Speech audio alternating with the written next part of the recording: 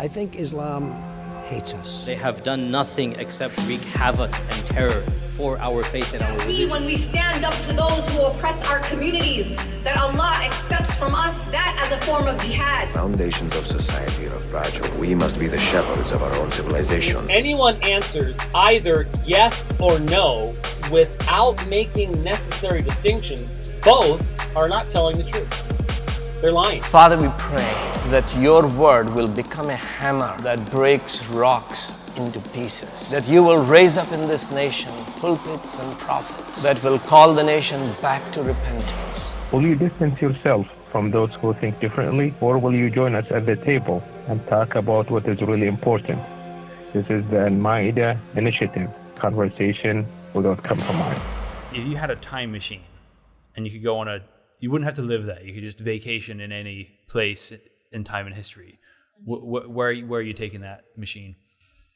I think I would go back to probably like the time of World War One. Really? Yeah.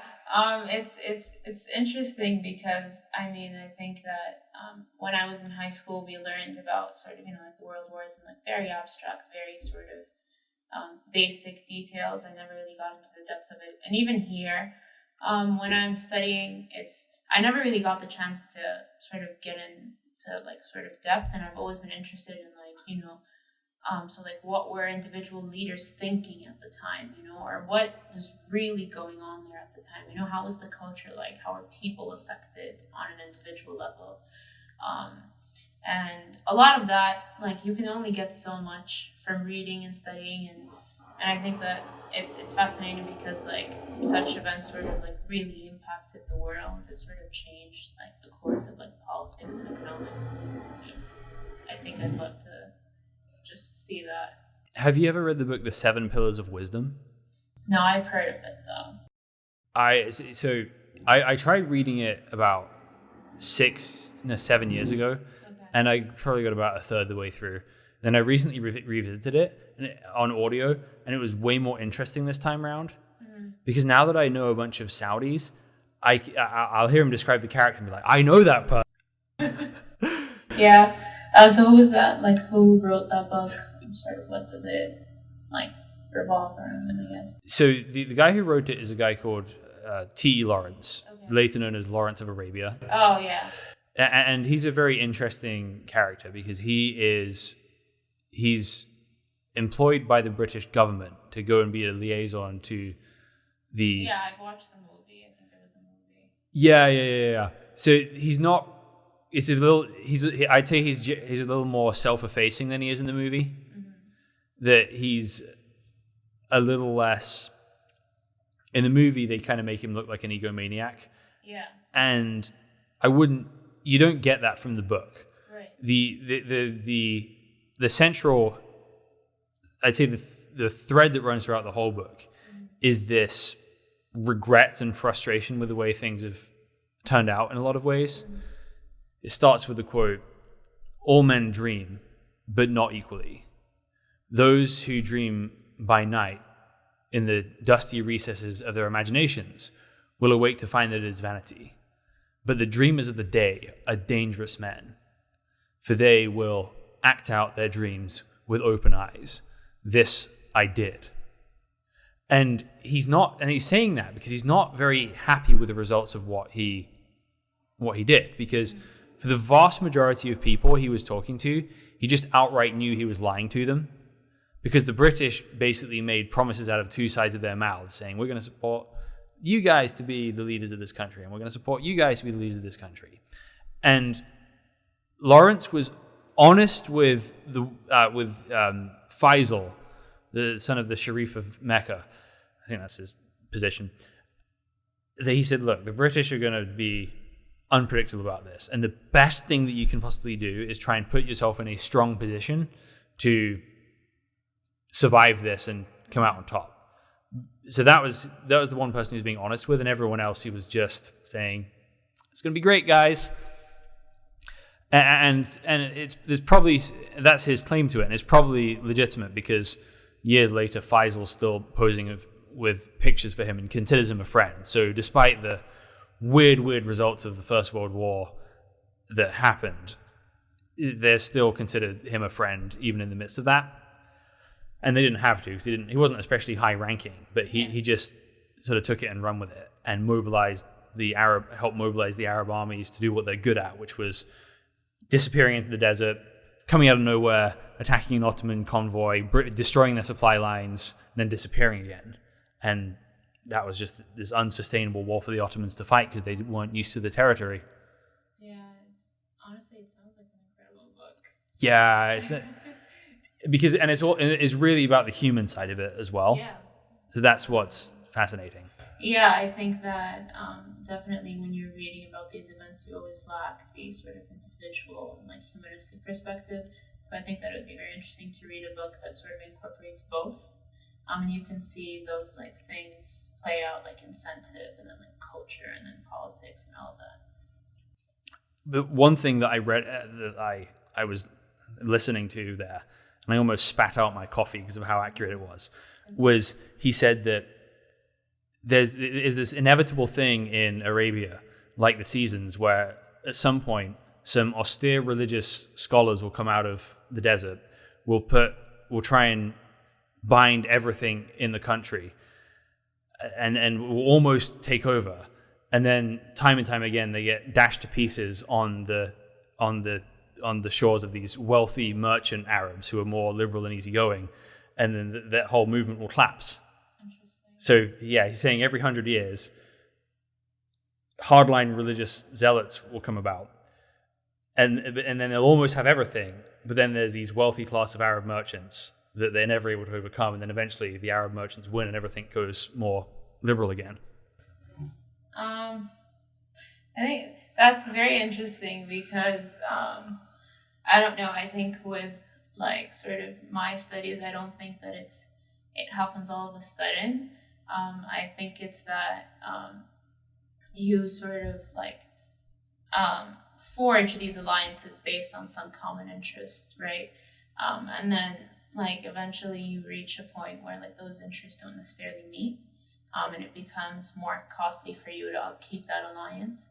And so therefore you sort of try to let go of that. I just like through my studies out, like I sort of can't help but think of people as people who are rational, but again, like, you know, culture and politics and all that, they do come into play. But at the end of the day, it's that, you know, it's hard to explain, but I think that these things don't happen all of a sudden. I think that there was some common ground where they met and they saw that they could sort of make something out of it. Right. Yeah. It's never simplistic. Yeah. So now you're majoring in political science, and if you had a time machine, you go back to the First World War. And again, I'm really impressed that I just reached out on Facebook and you're immediately willing to come and have a conversation about everything. Right. Now, that's not an especially normal thing in any culture to just be like, yeah, okay, let's go on a show, especially since we've never met before. So how did you get to where you are now, right? What's your sort of backstory of have you always been this outgoing, or what happened? Yeah, I think that I've always been sort of outgoing. I've like my whole life, my parents have always sort of encouraged me not to be involved and sort of participate in all of these like, you know, extracurriculars and things like that. And I think at the beginning, it was sort of more academically focused. So I was doing a lot of these things, you know, to apply for college and things like that. But then I started to realize like the importance of conversation and really sort of like listening to people's perspectives and stories, and sort of that like the importance of like cultural like integration, and it's just that because coming here, I always felt like that my perspective or like the like where I'm from isn't always represented. It's like I am a minority here. And so I'm always open to sort of, I guess, facilitate this sort of like dialogue between like people. And that's why like I'm so open to like having conversations, listening to other people, because I think it's so important. Yeah. That's exactly why we're here. So I'm really curious. So obviously you've had lots of interesting experiences in your past, but also a pretty awful one as well. Yeah. So at what age were you diagnosed with what's the story there? What's the... Right. So officially I was diagnosed on my first day of freshman year here in Seattle. So I was going to start at the University of Washington. And I came to the States. So I've been in the States for a year before that. But I came to Seattle with my father, and he was just sort of helping me, settle in with my apartment and everything. But I've started experiencing these symptoms. So we're talking 2017. So in May of 2017, I started sort of becoming short of breath. I'm a little struggling to go uphill, things like that. So I went to see a doctor about that, and he diagnosed me with asthma. And so I was using an inhaler. And then I went back home for the summer. And around 2 weeks before I left to the States, I started experiencing swelling in my face and my eyes. I was coughing a lot, and the cough didn't seem to be getting better. And it was strange that these symptoms happened, but nobody really I wasn't even very worried about them because what it could be anything, just right. Allergies or a change in weather. And so I actually went to a doctor back home. And when I told him that, I was diagnosed with asthma, he was like, oh, okay, and he just sent me off with medication. He didn't really conduct any exams or anything. So I came here to Seattle with my father, and my face was very swollen, and the swelling wouldn't go down, and I looked very different, and I started to get very upset about it because I just didn't look like myself. Mm-hmm. And so finally, I think 2 days before school, so we're talking September 25th, I went in to a clinic, and she told me to just go to the ER, the University of Washington Medical Center, to just get quicker help. And so I went there, and that's where everything started. I went in, and they sort of, they conducted all of these exams, and I told them about my symptoms, and they just conducted a simple breath test, and they're like, okay, we sense that there's something wrong here. We're just going to conduct an x-ray. They conducted an x-ray. They were like, oh, we see something. We're going to conduct PET and CT scans. They were going to take blood tests, and I had to stay overnight. And they sort of told me, I think at that moment, they're like, we're just gonna say it's cancer until it's not, and that was, and I didn't really sort of react with that because I was like, it's probably not. But then I remember I took, they had me undergo a PET or CT scan, and the results were supposed to come out in half an hour. But then an hour later, my dad and I started to get worried, and we tried to go out to look for my nurses, and there was no one. There was no nurse, there was no doctor, there was no one outside. And then we waited, and 2 hours passed, and then again, we went to look for nurses or anyone to ask about, and there was no one. And then 3 hours later, the doctor comes into a room, and she closes the door, and she sits, and she's like, well, I think that you might have cancer. And I think at that moment that was very shocking to me and my father, just because you don't expect a 19-year-old to suddenly be diagnosed with cancer, and I've been healthy my whole life, and there's not really a history of cancer in my family. So and then after that, I was discharged, and so I went back home, and I was due to start school the next day. And so I went to school, and I think that I just knew that was my diagnosis. And then so I went to classes and everything, and then after I come back from my first day of classes, I get a phone call from my ER doctor, and they confirm my diagnosis. So you're starting university in a new country. Well, not new, but still, it's a foreign country. One that you're not. It's not the native language of, and then you get a cancer diagnosis. That's a heavy punch to have all at once. Yeah, definitely. I think I was shocked. I was sort of scared. I didn't know what to do, and my parents were just very supportive. They told me that if you want to go back home and get treated there, totally fine. If you want to stay here and get treated here, totally fine. Like, we're with you all the way. And so I think even before going into it, I just knew that I was going to go to school. I was like, I'm not going to let this sort of like get in the way. I'm not going to let this create an obstacle for me. And so I think on the very first day of school, I decided that I would still continue to go to school. Yeah. That's a lot at once, right? But either in those moments in life, you either decide to give up and quit, or you gotta fight. Yeah. So how far had the cancer spread at that point? So I had a mass sort of like in my aorta, so that's like close to my heart. It was about like the size of like a baseball. Oh, that is serious. And it was causing problems because the reason why my face was swelling is because the tumor sort of caused like blood clots in my neck, so my blood wasn't draining properly, and that's why I was sort of having trouble breathing, and the swelling and the cough and those symptoms. And so it was my doctor told me that it was at the end of stage 1, beginning of stage 2. So it was pretty serious, and my doctor told me that. So I was scheduled to undergo chemo, I think a month after my diagnosis, but my doctor did tell me that there was a possibility that I would have to undergo emergency chemo at any point, just depending on if my symptoms develop and they become worse. So then, how was chemotherapy for you? Chemotherapy was difficult, to say the least. I would go in every 3 weeks for 5 days, so I would be on continuous chemo running for 5 days.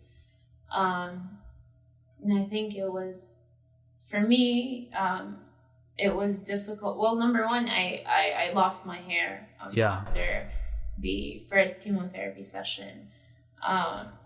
And I think that was very sort of profound, just because I've always had long hair my whole life. And so initially it started falling out in clumps, and so I went and I just like cut it to a shorter length, but then it just became like unbearable, like it was falling out and it was everywhere. So I decided to shave it. And that actually, I had a very sort of emotional encounter where I actually went to like a barbershop next door, and I told like the employee there that I was going through cancer and chemotherapy, and that I just wanted to shave my head, and so she shaved it for me, and she wouldn't take payment for that, and so she did it like free of charge, and she just insisted that you just get better, and I hope that and that you look beautiful and everything, and she just like really assured me and encouraged me in a time that was very like vulnerable. And I think at that moment I sort of made a promise to myself that I would sort of like embrace it and embrace just how I look and the way my situation is, and I just go about my life, and that's what I did. So there's that decision to embrace it, and then but before that, what's going on inside you throughout the diagnosis period before that point? So, like, are you mostly think, am I going to die?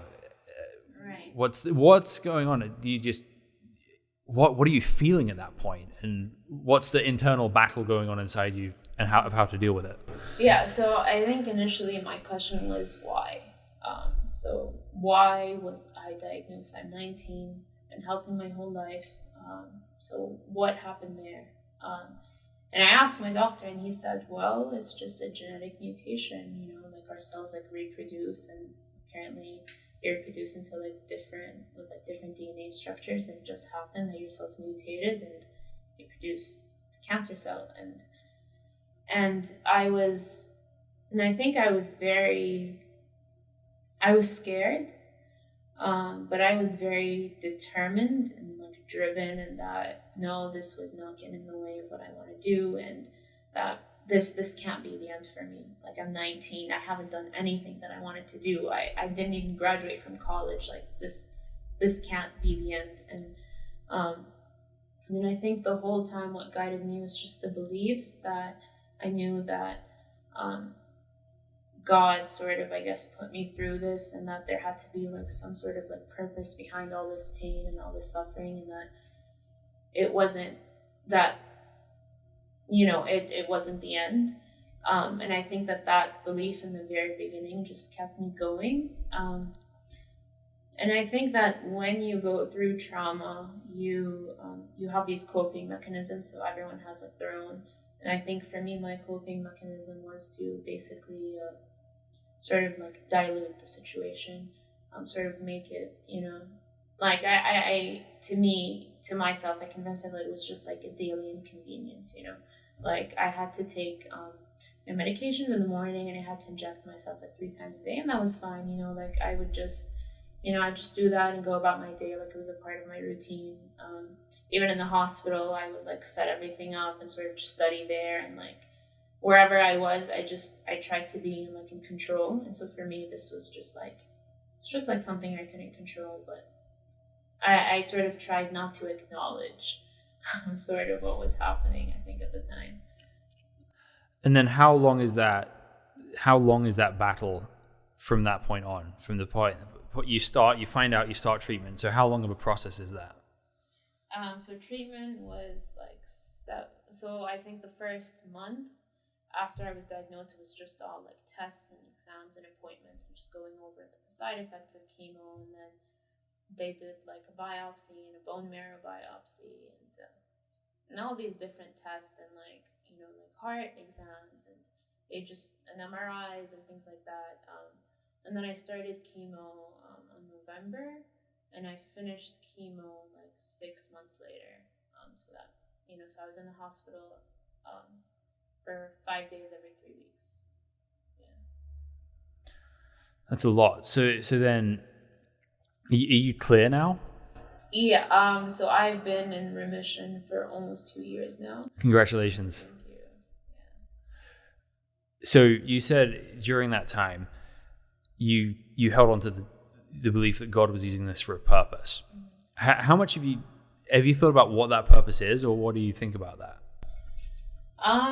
Well, I think the first thing that comes to mind, there is a saying, there's a religious saying that goes, "En Allah idha habba abdan ibtalah," and basically loosely translated, that just means that, if God loves, an individual that is worshiping him, then he will sort of put that individual through like significant tests or tragedies. And I think that sort of belief is what guided me all along, because even as I was going through it, I was so humbled by how much support I got, and how much I would learn that like thousands of people were praying for me, like people that I didn't know, and I met like all of these amazing people, and I made so many great friends through this experience, and I realized that it was, although I wouldn't choose to go through cancer, but it was sort of like a blessing in disguise, because it fundamentally changed me. And in terms of the purpose, I wouldn't say that I have like one purpose that I'm striving to, but I do now make it more explicit to sort of, I guess, advocate for people who are struggling just like me, to sort of raise awareness, to raise funds, to like share my story, and just in general in whatever I'm doing, to just really put my heart and soul into it. And how generally in Saudi culture, how do people generally deal with things like cancer and lung sickness? Right. Well, I think it's not just in Saudi. I think around the world in general, there is this stigma surrounding cancer, that it's the stigma of death and illness and sort of like despair. And I think that, sure, those things are a part of cancer, sure, there is a darker side of cancer that we can't really not acknowledge, but people just sort of saw me through that lens and only that lens, and as if that was the only part of me now. And that was very, I think, difficult to overcome. Yeah. But you overcame it.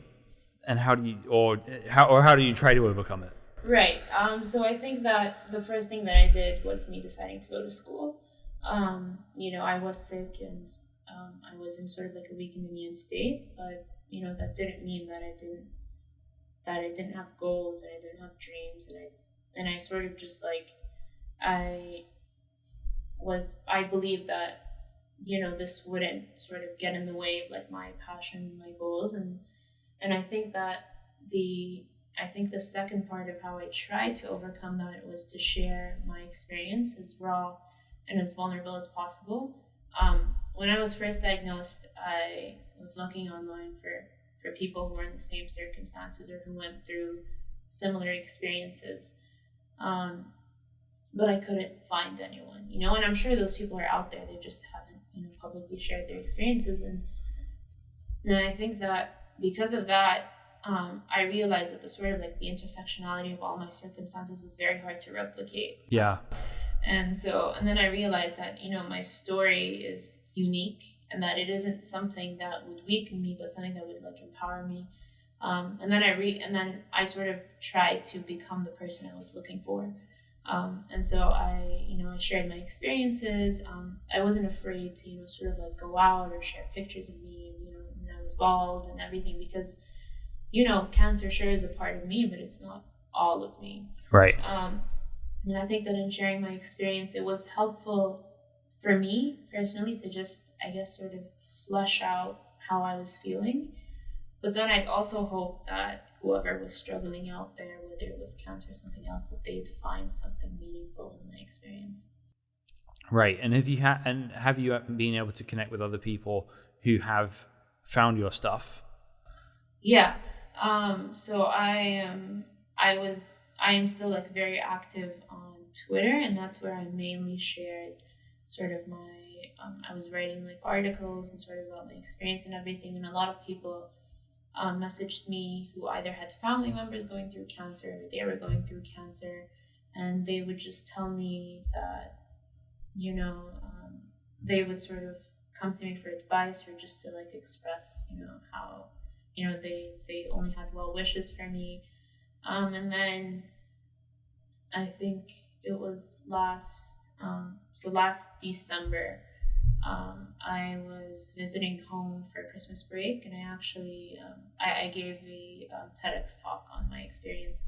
And even after that talk, I was surprised by how many people actually approached me and told me that we've gone through the same thing, or we're going through the same thing, or I was just diagnosed, or I've gone through like another experience of grief, but I just related to what you're going through. And it was amazing to see how my story sort of like reached so many people and sort of, I guess, impacted like even one individual.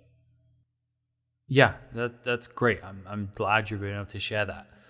Now, at the same time, I think that's a really good attitude to have when there's something you want in the world you can't find, so you go and become that. Right. That's also lonely sometimes as well, right? Yeah. It's sort of difficult because even while I was going through chemo, I was usually in pain, whether that was like physical or like emotional and mental, or all of that. And it's just hard to sort of like seeing like my family and friends, they were also going through it with me, right? And so I wouldn't really complain about what I was going through or how I was feeling, and I'd always try to sort of like conceal everything that I was going through. And it was hard not to sort of, I guess, like I was experiencing some of that through writing, but I was also I was trying to be very positive. And I think that it became especially difficult once it was all over, like the chemotherapy, because people usually have this idea that, once you're done with chemotherapy, you're done, just like move on, like you're healthy. But really, when I was done, and I finally sort of passed that phase where I was sort of like very weak, like I had a very weak immune system, is where I actually started to process what happened to me. Yeah. And that was very difficult, because, you know, a lot of people think that that like cancer is like not a permanent part of your life, but it's always a part of my life. It's always going to be a part of my life. Right. Whether I'm very grateful that I'm in remission and that, you know, I'm sort of in danger, but it's still a part of me that I carry wherever I go, because it was just this profound experience that like changed my life. Right. So how would you describe the changes it has made in your life? Like, how do you think you're different as a person from 19-year-old you, healthy all your life, to, okay, I just beat this. What the hell is happening? Right. It's sort of like looking at pictures of me back then. I almost don't recognize that person anymore. I don't really remember the person I was before that. And this sort of like alludes to just how like profound the impact of that experience was on me. I think that I am just more compassionate. I think it's very humbling to go through an experience where I've had these moments where I was so like rendered from all of like the layers that were protecting me, and I was like just in such a weak state that all I wished was to make it through the night, or to make it and to sort of like have that pain just go away, and to be in that state and to realize just how much pain really, you know, impacts people, and it is sort of, I guess, like significant. And through that experience I realized that a lot of people might not have the same experience that I do, but a lot of like everyone is struggling out there, you know, everyone's going through something, and it's just that we should always be like compassionate to other people's pain and other people's suffering. And I think that because of me personally going through it, I'm just that much more being compassionate and also just like resilient and determined. I think that going through that made me realize that there was nothing that could stop me from, you know, achieving what I want to achieve and what I dream of, and it's been keeping me going ever since. There's this really interesting thing that King Solomon wrote. He said it's better to go to the house of mourning than it is the house of feasting, because this is the end of all mankind, and the living will do well to lay it to heart. Because of sadness of face, the heart is made glad. And so what he's getting at there is that facing sorrow and death in some ways makes us more alive. Because it's almost like before you face that, it's like life is almost a dream before that. And then you have to start living in the real world. Because all of us have to face our mortality at some point, and a lot of us just don't. Right. And while it's this awful way you're experiencing this, you're simply just more aware of what's going to happen to every single person at some point. Right. So it's got to be in some ways a curse, in some ways a gift, going through something like that so young. Yeah, I think that, well, like from one aspect, you know, I just wake up and you know, I'm so grateful to be able to breathe and like to be able to walk and to be able to do like so many of these simple things that like all of us just take for granted. You know, like we do take our health for granted, and we think that we're just going to live like long, healthy lives. And of course, like I do wish that for everyone, but that's not the way that life is. And, you know, when you're struck by that at such a young age, you start to realize how, you know, you just can't sort of keep like pushing things to later. Like if you want to do something, then just do it now. Like accomplish, you know, like seek to accomplish your dreams now, seek your goals now. Like now is always the time to do things, and it's never too late. And I think that because of that experience, I'm just so like very appreciative of like the simple things that, sort of connect us, and so I've been able to cultivate such like sort of like deep and like really sort of impactful friendships that I'm very proud of today. And I don't think that's something I could have ever done if I hadn't gone through that. Absolutely. So you mentioned having this idea of God having a plan for you and all of that. Has having cancer changed the way you think about God at all? Yeah, I think it's made me feel a lot more connected to God and a lot more closer.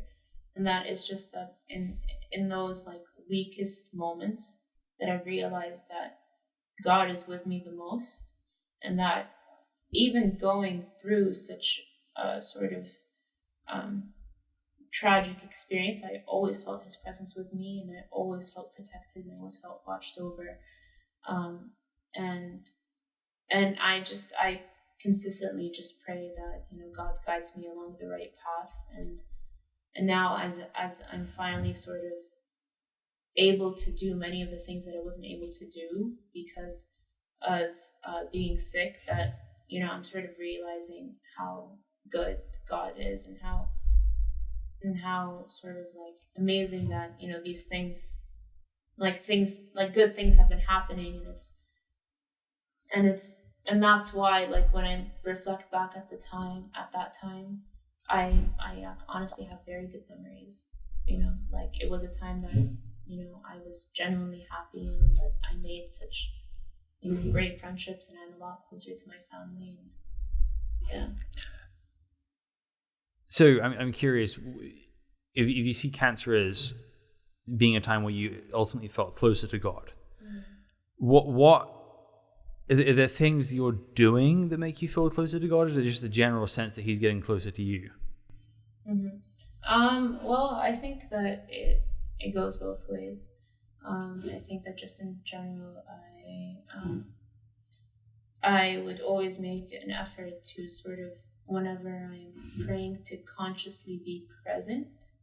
And I think that sort of makes such like a significant difference that people sort of usually brush over. It's sort of like being present for those like 5 or 10 minutes when you're praying, like 5 times a day is so it's so meaningful and so impactful, and you really feel like, even if there's like nobody out there listening to you, that God is listening to you, and that and I think that because of that, I sort of, when I was diagnosed, I truly did feel that God did love me, and that was trying to sort of guide me in the right direction, and I consistently feel that every single day. So when you for prayer for you personally, is I've talked to several people who, some people feel it most impactful in the 5 prescriptive prayers, but other people just talk to God as if he's a person in the room. How's that been for you? Have you been mostly finding that in the ritual prayers, or has it been in the unscripted things? I think in both, really. So even in sort of like our sort of like ritual prayers, I've seen that, especially when, we're in the sujood. Part of sort of prayer is where I mostly feel very connected. And that's where I would sort of like flesh out all of my fears, all of my sort of like anxieties, everything I was worried about. I'd pray for things that I want, and sort of, pray for other sort of like reasons, my family and my friends and all that. But even as I go about my day, I'm consistently sort of like reflecting, and I'm consistently sort of, I feel like there's like a reciprocal relationship between myself and God, and it's just and I just feel his presence like all the time, like as I'm walking to class, and I'm surrounded by all this nature, and it's really incredible, and sort of like just reflecting on those everyday things. It's really interesting to hear you talk that way, because there'd be plenty of people in Islamic history who would very much distance themselves from that kind of description of God. But then also there'd be plenty of people who wouldn't as well. Right. Is that something you'd say you were raised in, or is that something you kind of came to conclusions of yourself? Can you sort of clarify? So talking about experiencing God in the world around you, right? So feeling His presence, that's a traditional, say, Salafi Islam wouldn't talk in those terms usually. It's more of a Sufi or Christian way to talk about God. Right. And so were you raised in a culture, or not culture, but in a family that talked about God that way? Or is that something you've just kind of discovered throughout your pain? Right. Well, I think growing up with my family, I was very blessed to have parents who were always moderate. And I grew up in sort of a family that really valued moderation and even like in Islam, like Islam is like the religion of moderation. It's like a religion of peace. And so I think that sort of having that sort of space to really sort of like connect with God. And while there wasn't like explicit talk of that, but my parents would always, sort of like tell me they would sort of point out to how like even like our daily experiences. So like, for example, losing your things, for example, or just, having a bad day. They would just like always tell me to, sort of like say your prayers before you leave the house, and just like be sort of, try to maybe like say some prayers before going to bed or like when you're waking up. And those just like small things that they would like consistently tell me to do that became habit. I sort of then started to, as I was going through my experience, really started to flesh those out more, and in terms of like their significance and their impact, and you see things like sort of like me sort of, I guess, like walking across the street and I'm not noticing, I'm just like, and then as I look behind me, I was like a second away from being, hit by a car.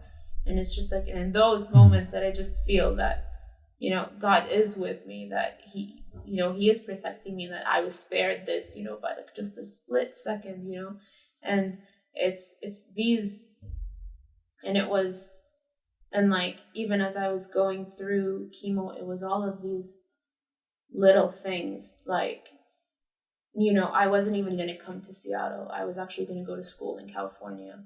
And I wanted that really bad. But that just didn't work out for me, and I ended up going to school in Seattle. But then I was diagnosed, and I was being treated in one of the best cancer centers in the country, and that can't be a coincidence. Right.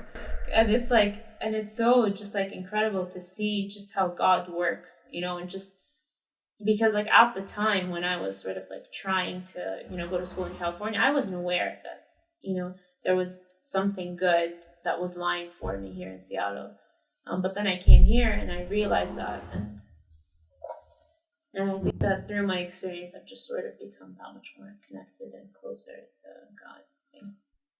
So this is a kind of out there question, Yeah. but what do you think God wants you to be for the rest of your life?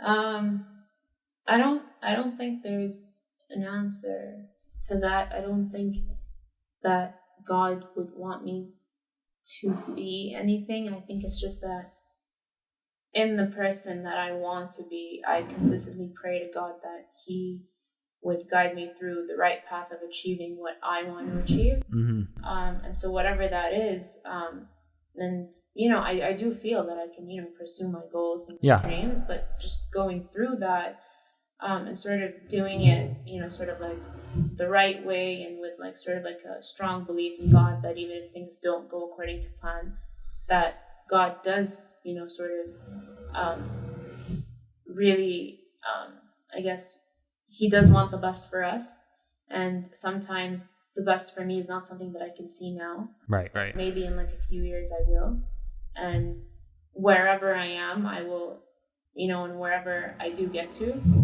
I think that's the place where, God meant for me to be, and that is the best place for me to be, regardless of where that is. Just so there's a general sense of the future, not okay, you have to go down this specific path as well. But what about, so not necessarily, forget the whole career path and stuff. What about the sort of general type of person? Do you have, is there someone you kind of aspire to grow into still? Because you talked about facing these trials and then, okay, this isn't there. This is who I want to be in the middle of that.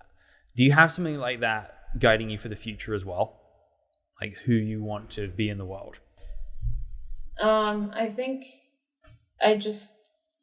generally the simplest way to put it is just I want to be someone who does have a positive impact on the world. And as generic as may that sound, but I think through my experience that has just become to be very true, and that in whatever I do, I just want to do good.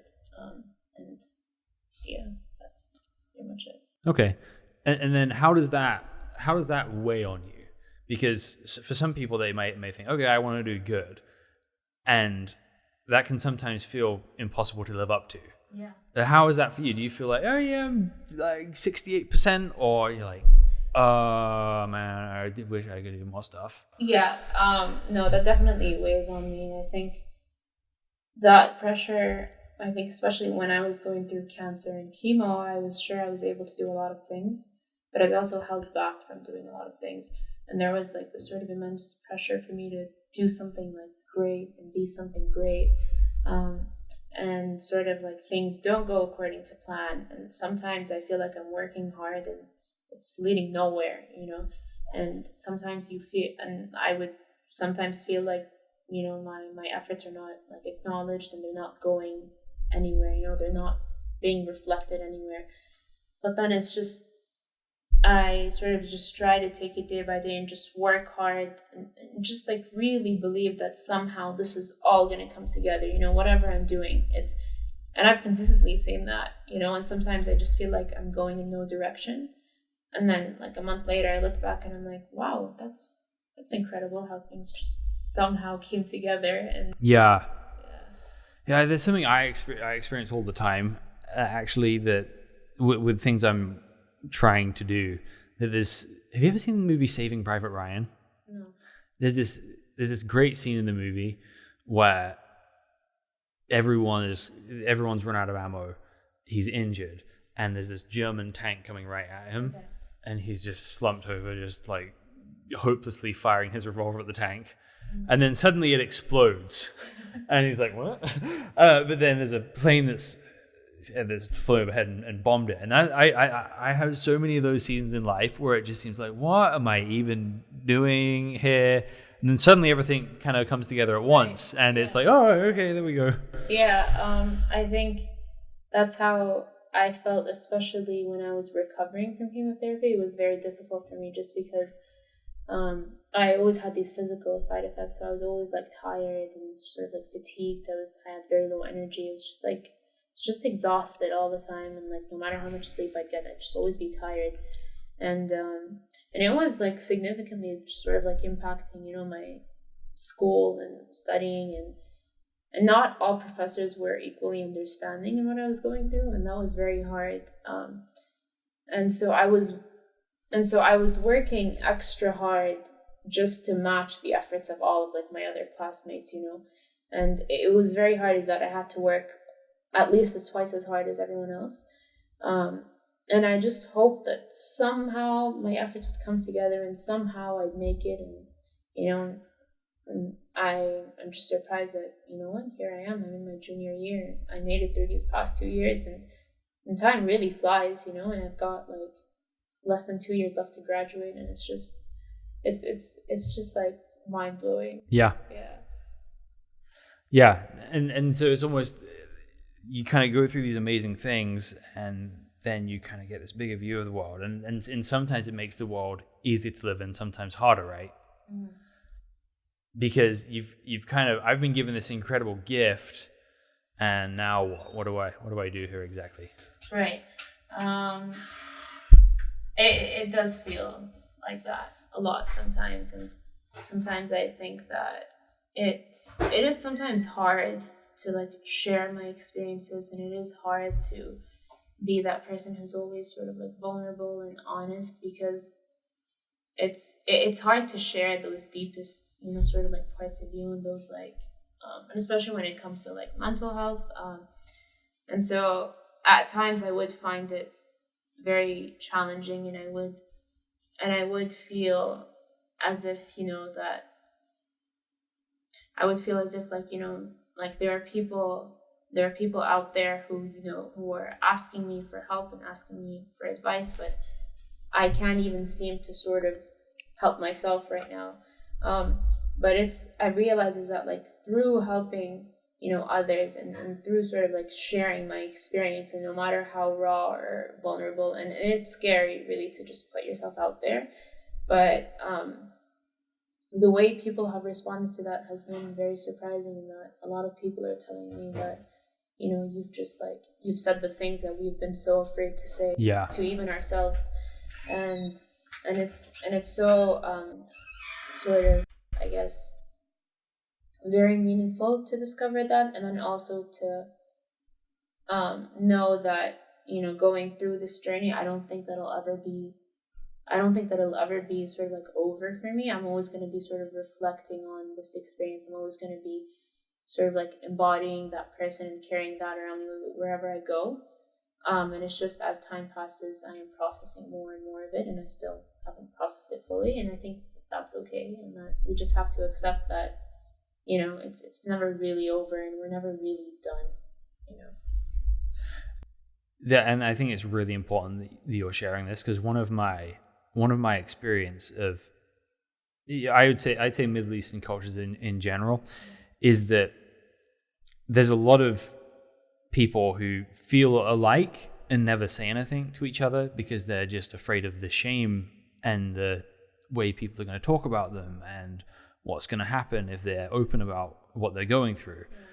And so people will often talk to me about things they won't talk to each other about. It's like, okay, basically everyone is going through some form of this self-discovery that they're afraid to talk about right now. And the more people can open up and actually have conversations about it, the better it is for everybody. So it's the time and place we're living in now, the fact that you're really one of the first to do this in your culture is amazing. Yeah. And the first person across the city wall always gets a little bloody doing it, but know that it's benefiting people that you're doing this. Yeah, it is difficult, because sometimes I'm sharing this and I'm thinking, oh, but my family and my friends are going to read this, or like, I had this moment where I was, when I first lost my hair, I promised that I would embrace it and everything, but I was very scared to go to class, or see the people I would see every day, but then, I suddenly had no hair, or to sort of like share pictures of me, and, it was like I suddenly had no hair. And I was scared, to be honest, at first, because I was like, well, this is real, but then I realized that, I would rather just sort of like be honest and not have to worry about sort of people, not having to worry about who knows about this and who doesn't. And honestly, this is a part of me, and this is like my story, and, I am very proud of it. And it shouldn't be something that I should have to hide away or like not share, because it is a big part of me, and that through this experience I've just learned to sort of like embody myself and express myself more, and it's been hard because, again, like in our culture, we don't really open up about these things a lot, but I do hope that my experience, or that through some way I'm able to start a conversation or open up space that people feel sort of like comfortable and safe in to, express whatever they want to express. I was talking with another Saudi friend about potentially us hosting a sort of Seattle get-together, it's like TED Talky kind of mental health in the Middle East kind of thing. because I think there'd be a lot of people that'd be Right, really valuable for. Yeah, I think that would definitely be something very interesting and very meaningful. And if I can be a part of it, I'd love that. Yeah. Let's make it happen. I got to figure out when still. Okay. My logistics are stretched, but I think it'd be a really important thing to do. Definitely. So, one kind of the final big question, I think it might lead to more, but you talked about how knowing God loved you in those times. So do you feel like God loves you in a unique way that he doesn't necessarily love everybody? just you're not answering on behalf of Islam or even anything, but your experience is not everybody's experience, right? It's like you've been treated in a special way.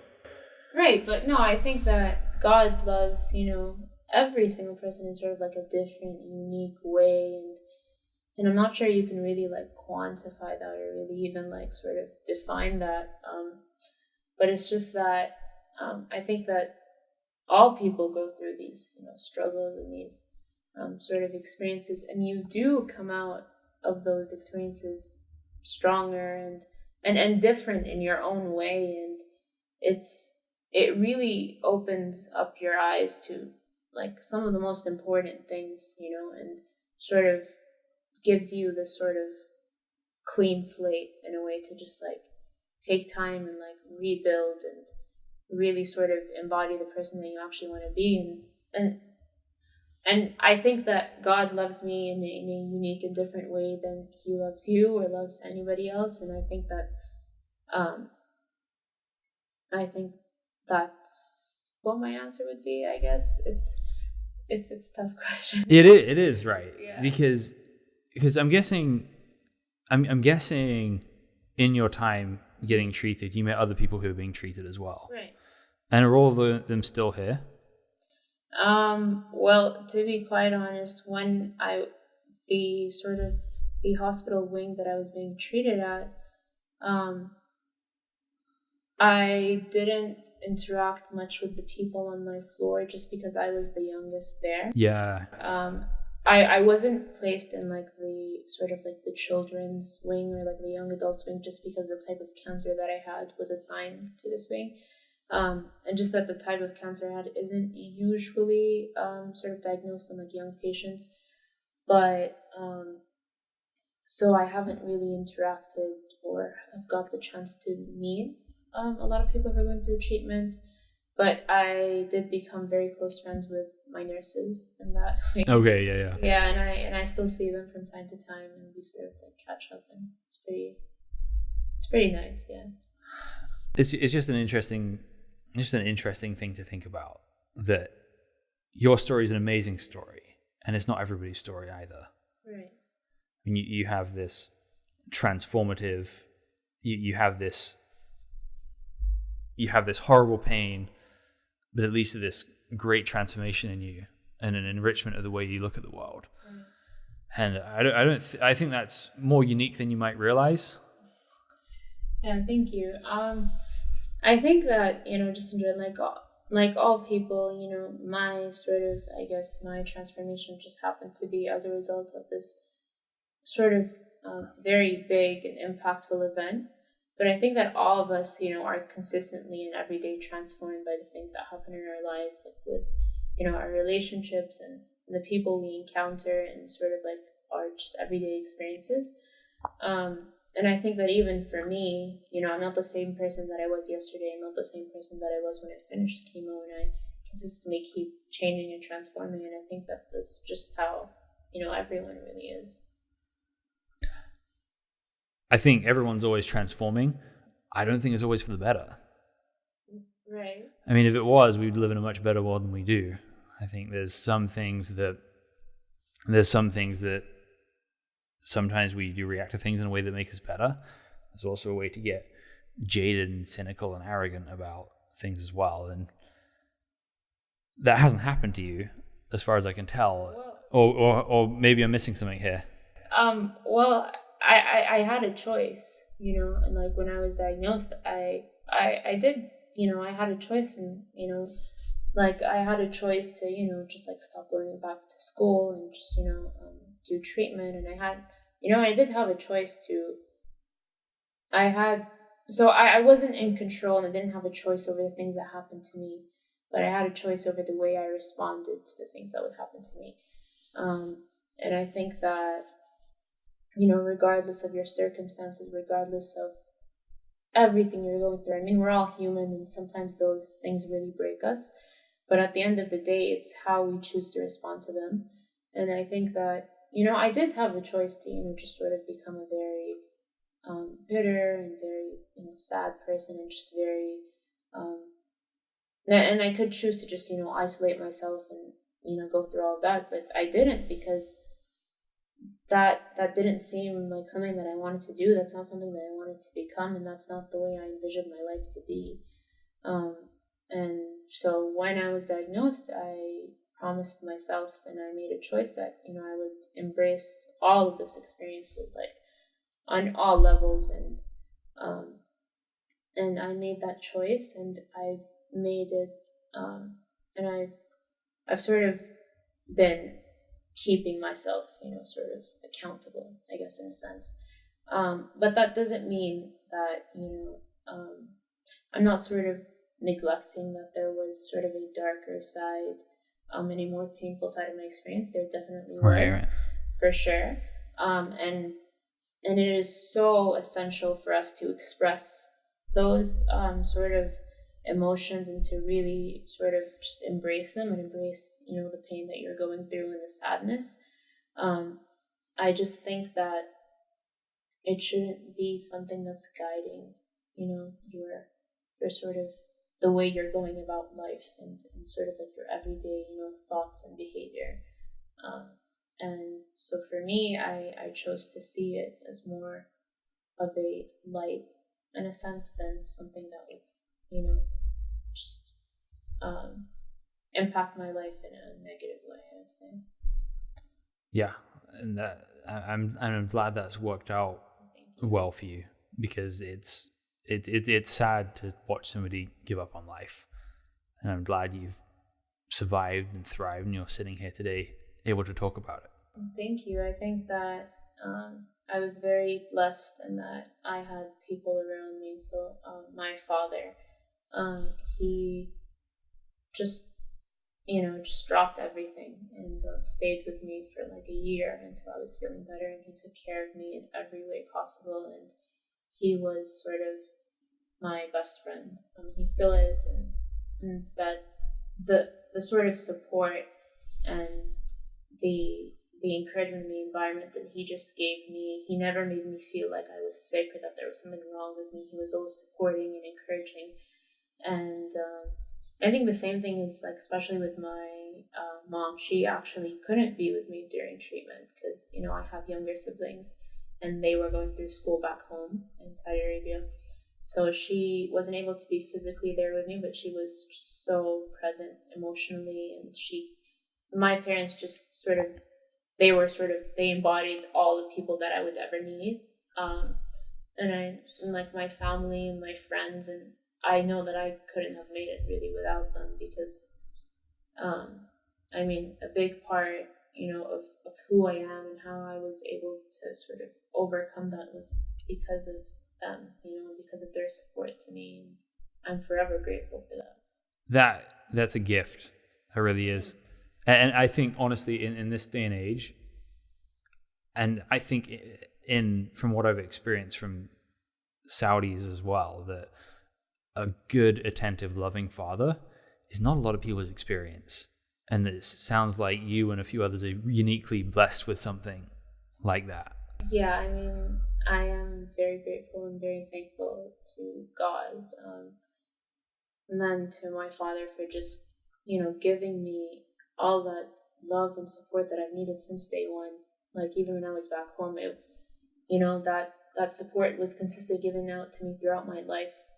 And that's what sort of got me to be the person that I am today. And I'm very thankful for that. I actually have a theory about this, that this would make, so far it would make sense with you. That the Bible says all fatherhood is named through God. And I think that our relationship with our fathers has a lot to do with how we conceive of God. Because if you meet people who have distant, unpredictable fathers, Right. then they tend to be terrified of meeting God one day. Doesn't seem like you're scared to meet God. Well, I think that sometimes it's like with some people it's the absence of their fathers, or sort of the, I guess, of their fathers not being there, or of having sort of like a rocky relationship is what brings them closer to God. So in some ways that it also alludes to how, you know, God puts us through tests, and for a lot of people they sort of seek refuge in God. And for me, I think that the way that I was brought up, and even the way that my father sort of taught Islam to me was very impactful in, obviously, like with my relationship with God. And I think that in some ways that, you know, you are right. And it's through my dad's sort of like consistent like teaching and advice, and sort of the way he raised me, is all of that is enabling me to sort of become the person that I am today and form that relationship with God. And then it's also like with my mother, that she was the person that embodied all people. She was like my friend, my sister, my mother, my nurse, my doctor. She was sort of like all that. And I think that our relationships with our parents in general, and the environments that we grow in, really shape who we are. And I think that it does also very much impact the way we see the world and the way we understand the world. Yeah, I think it has tremendous amounts on that. And the damage is done there. It takes a long time to repair that damage. And it's important to reassess the way we think about things, because it's so easy for the way we think about the world to be tainted by our experiences, rather than going back and asking the questions, well, what's actually true? So I'm terrified to stand in front of God on Judgment Day. Should I be? I think, well, you know, if you believe in God, I think that everyone is, to some extent, right? I mean, even I am. And it's just that, you know, I think that I just try to do as much good as I can, and just be aware of my shortcomings, and I think just trying to overcome those. And it's just, and really I think that it's not about being, you know, the best person in the world, or like the most, you know, the person with like the most, you know, sort of like good deeds. And it's not like people sort of, it's very reciprocal in that, you know, it's, God even recognizes your failings. God recognizes your hard work. God recognizes that sometimes you may not make the best choices, and sometimes those choices do harm people, or do affect people, but it's just the way that you reflect on that later, and your intentions is really what matters. And it's that, you know, sometimes our actions do have consequences that we either intended or we didn't, but it's just, it's just about that sort of, that having that sort of idea of never giving up, and sort of consistently trying to keep fighting and keep trying to get better. And it's that effort that matters, not so much the end result. So it's kind of just trying hard and hoping. Well, yeah, I mean, I think that with religion, it's you know, it's a lot of it is based on faith, right? So, you know, you keep believing, and you keep holding on to that hope. Yeah, I think that you talk about everyone who's religious to some extent being afraid to stand in front of God one day. I would say that I'm not. All right. And the reason is that I think there's fundamentally a different view of sin in Islam and Christianity, for starters, which is where this all goes down to. Because I think in Islam, you tend to view sin as something that's external to you, that everyone's born neutral, and then good influence and bad influence kind of shape you as a person, and then from that you do sins and do good things, and then you try and do the best you can to make up for the sin and hope that God is merciful in light of that. Okay. Is that fair? Yeah. An oversimplification, but yeah, a fair oversimplification. So whereas in the Bible, sin is something that's more kind of innate to us. That it's been in our nature since our first parents when it entered the world, and it's actually a lot like cancer in a lot of ways. That it's something that's in us and is gradually spreading, and there's nothing that we can do ourselves to. I mean, you can eat healthier, you can keep better health, but ultimately, those things are not what kills the spread of cancer. So in the same way that good deeds are useful and have their place in making your life better, but there's something inside of us that's slowly killing us that needs to die. And that we believe that was ultimately killed in our life through Jesus on the cross, that all of our sin is put there and we're washed with his blood, not in a literal sense, but in a spiritual sense, that God takes the goodness of Jesus and basically uses that to wash us and cleanse us of everything that's happened. And the disease is now in remission. It's not completely gone yet, but we're in the winning part of the battle. And there's a lot of what you expressed that resonates with this, because Romans 8:28, it says that God works all things for the good of those who love him, who are called according to his purpose. Because those he predestines, he also calls.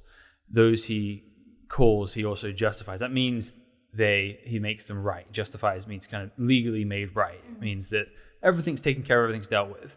And those he justifies, he also sanctifies. That word that's the process of getting better. That God has a firm handle on our life to rescue us, to change us, to make everything okay, but then also to help us improve, to get better. But that's God's work. It's not, and while we have a contribution to that, it doesn't start with us. And what it says after that is, if God is for us, who can be against us? Is it angels or demons or principalities or power or death or demons or anything? For I'm convinced there's nothing in all of creation that can separate us from the love of God in Christ Jesus our Lord.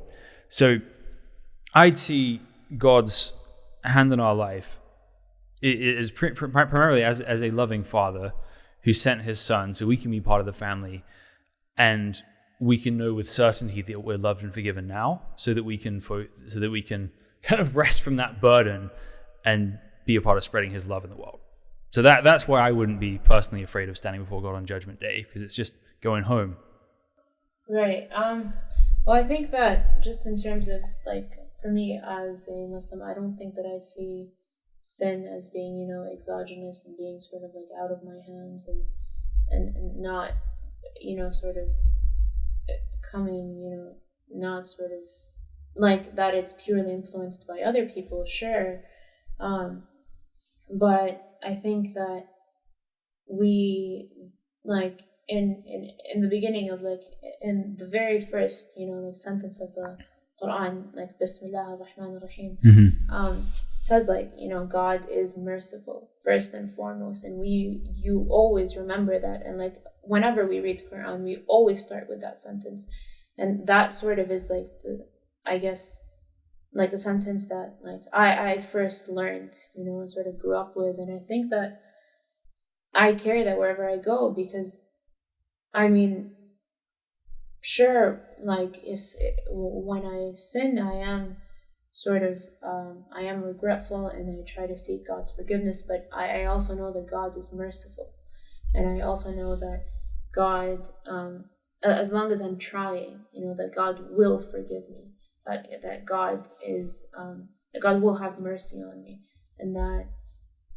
and so much is that I'm and I carry that belief throughout my life, and I think that that sort of, I guess, comforts me in a sense, and which is why I wouldn't say that sort of like, because the thing is, like, in Islam we're always told to like reflect, and reflect on God's creation, and like reflect in yourself and reflect on your actions, and I think that reflection is very sort of critical.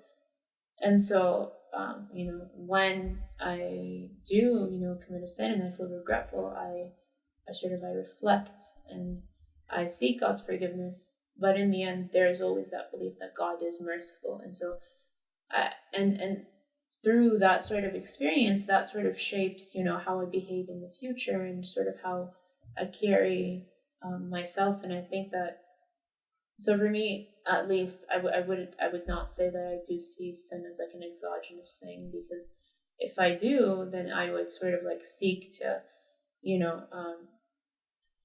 sort of like fix that exogenous, right, like seeking some solution outside of my own self.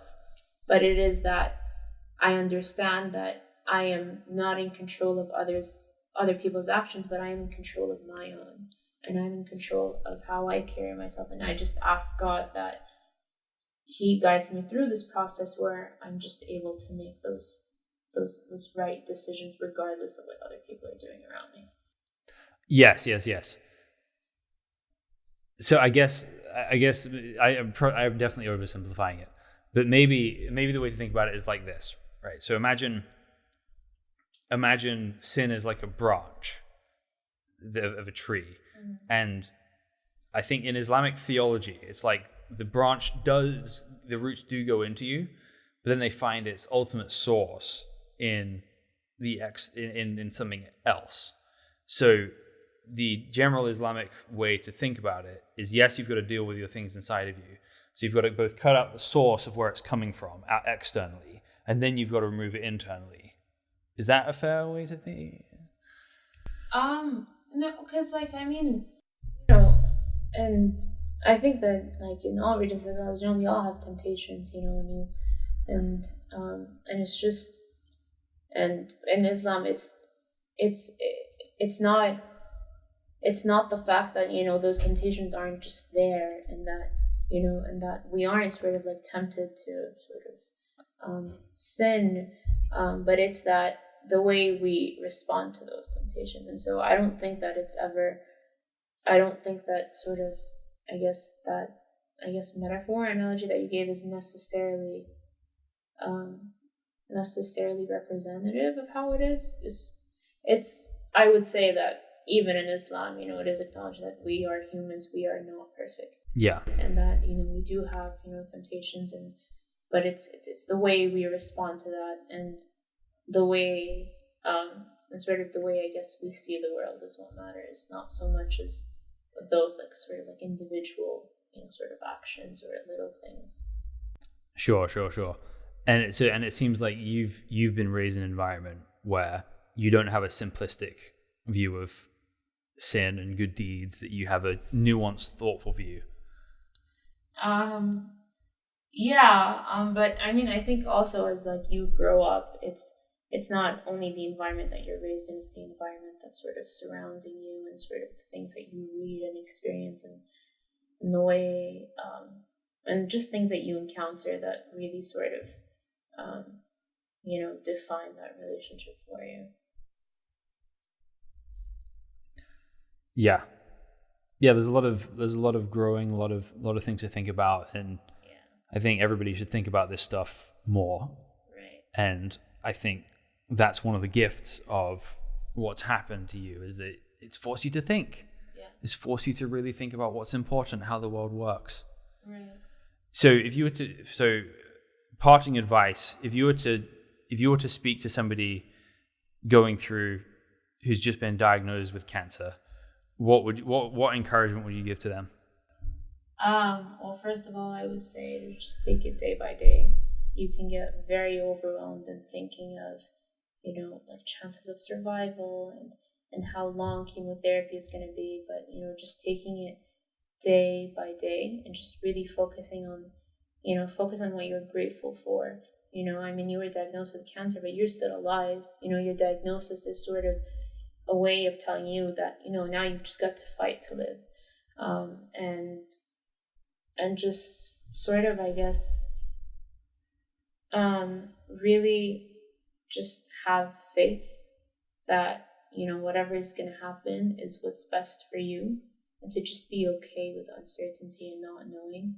And that can seem very daunting, but it's also very humbling when you sort of, when you acknowledge that there is some sort of uncertainty, and that I might not know and that I might never know, but that through my faith and my belief, that somehow that will be revealed to me, and that through this experience, like, that you just have to know that there is a purpose as to why you were diagnosed and not, somebody else. And then there's a reason behind all of this, and whether you discover that reason now or later, just know that it might not seem like it now, but this could be, this could be that sort of gift in disguise that you just might not see now. And that even in the darkest of times, there is always light, and that light is really surrounding us every day. And it's just that, you're not in control of what happens to you, but you are in control of the way you respond to that. And the way you respond will shape your life and just the way you view the world. And so choose wisely. Well, thank you so much for sharing your story. Where can people find your stuff? Well, I am active on Twitter and on Instagram. And so that's, they're both the same username. Yeah, you can message it to me, and I'll just post it in the link of the descriptions, rather than having to spell it out all here now. But we'll let everyone know where to find you, because I'm sure this is going to resonate with somebody. So thank you again for being on the show, and thank you guys for listening to the Almeida Initiative podcast. We'll be back next week with another episode.